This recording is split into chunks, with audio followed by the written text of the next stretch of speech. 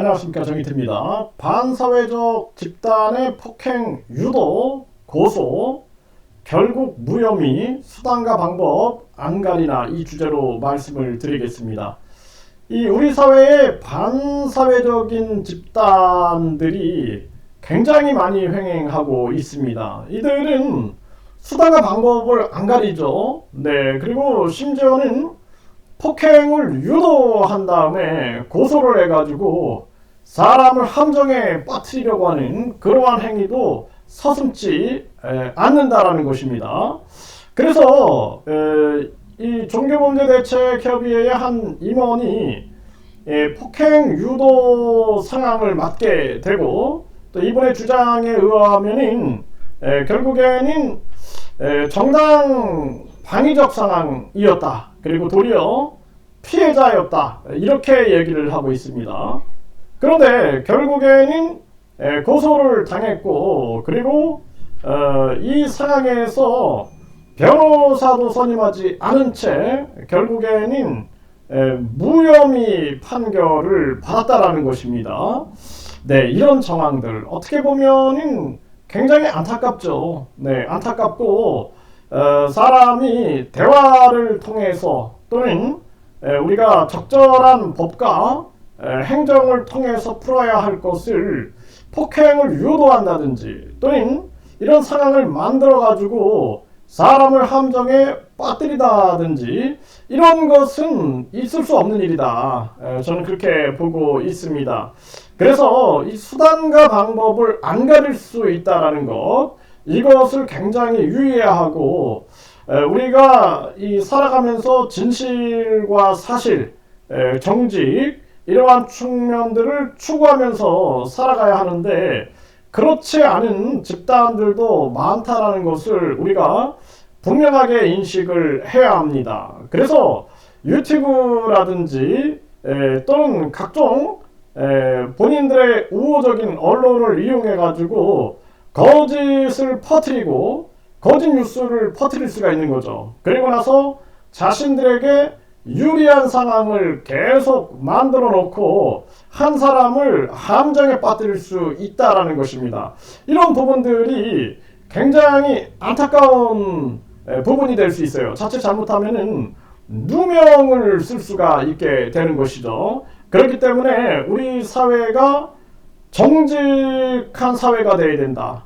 진실을 추구하고 정의를 추구하고 사실을 추구하는 그런 사회가 돼야지, 돈만 추구하고 명예만 추구하고 그리고 이 외모, 출세 이런 부분들만 추구하고 껍데기 같은 학벌만 추구하다가는 사람이 살 수 없는 세상이 된다라는 부분을 생각을 안 할 수가 없습니다. 그래서 이 반사회적 집단의 폭행 유도, 이거 굉장히 주의를 하시길 바랍니다. 그래서 이 자들은 어떻게 해서든지 함정에 빠뜨리려고 하는 그러한 자들이 많이 있는 것이죠. 그 속에서 시간과 돈과 인생을 낭비할 수 있다는 것입니다.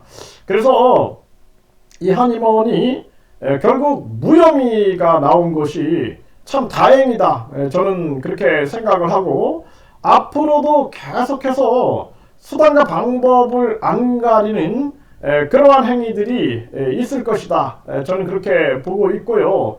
그래서 철저한 주의와 그리고 더불어서 다방면에서 이 안전 장치를 해놓는 그러한 부분들이 많이 필요하겠다, 이렇게 생각을 하게 됩니다. 그래서 우리 이 사회가 비판의 자유가 있어야 되거든요. 그 유튜브 채널 같은 경우에도 비판의 자유, 반대의 자유를 최대한 보장을 해야 하고 표현의 자유를 보장해야 한다. 그래서 반사회적인 집단들을 비판하게 되면은 채널들이 폭파되고 그리고 경고를 받고, 또 그래서 많은 사람들이 유튜브 활동을 중단하게 되고, 이런 상황이 있어서는 안 된다, 저는 그렇게 보고 있고, 또 많은 사람들이 고통을 호소하는 사람들이 굉장히 많습니다. 그래서 우리 사회가 이 변호사 같은 경우에도 유전무죄, 무전유죄의 수단으로 사용돼서는 안 된다.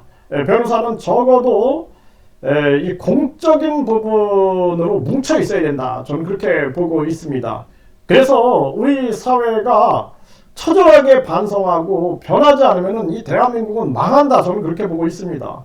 결국에는 황금만능주의, 학벌주의, 외모지상주의, 출세제일주의, 쾌락주의 속에서 대한민국은 멸망의 길로 갈 수밖에 없다. 지금도 저출산, 고령화, 자살률, 서민경제 붕괴, 그리고 많은 사람들이 마약에 빠지고, 그리고 그 결과 외국인들로 한국을 채워가고 외국인 투표권으로 인해서 한국이 존립 자체가 위협을 받고 있는데 아직도 정신 못 차리고 돈으로만 이 문제를 해결하겠다라는 정치권, 심각한 문제가 아닐 수가 없고, 우리 사회가 적어도 사람다움을 회복하는, 그래서 사람다움이라는 게 뭡니까? 불의를 미워할 수 있어야 되고, 옳고 그름을 판단할 수 있어야 되고, 인간의 존엄성을 구현하고 사랑과 양심을 실천하고 죽을 때까지 믿을 수 있는 사람이 되기 위해서 노력해서 사람이 사람을 믿을 수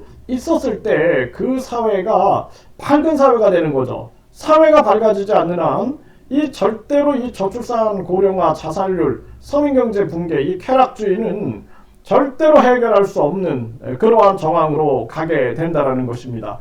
그래서 이 반사회적 집단의 폭행 유도, 그리고 고소, 이러한 부분들, 그리고 각종 법적인 소송 속에서 많은 사람들이 신음하고 있는 그러한 현실들, 이러한 부분들 경계해야 한다.